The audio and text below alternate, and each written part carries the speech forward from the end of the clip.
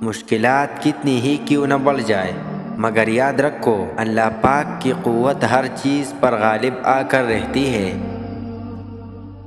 انسان مسلسل آزمایا جاتا ہے، کبھی نعمتوں کی ذریعے یہ دیکھنے کے لیے کہ بندہ کتنا شکر گزار ہے، اور کبھی مشکلات کے ذریعے یہ دیکھنے کے لیے کہ بندہ کتنا صابر ہے۔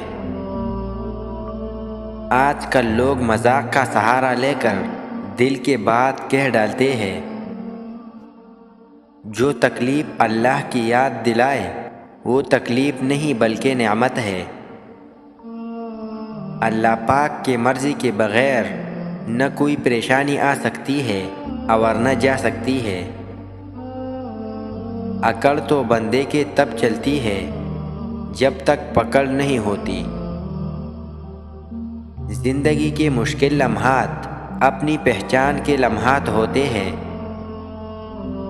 کامیابی کے وسائل مال و دولت سے نہیں بلکہ ہمت اور ارادے سے پیدا ہوتے ہیں۔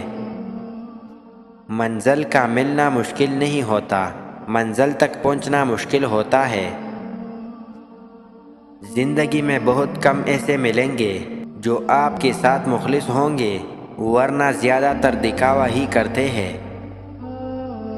ٹوٹی ہوئی قلم اور دوسروں سے جلن ہم کو اپنی قسمت لکھنے نہیں دیتی۔ لوگ آپ سے ہر شے چھین سکتے ہیں پر آپ کا مقدر نہیں چھین سکتے۔ آج کے دور میں پرسکون وہ ہے جس کو کم یا زیادہ کی فکر نہیں۔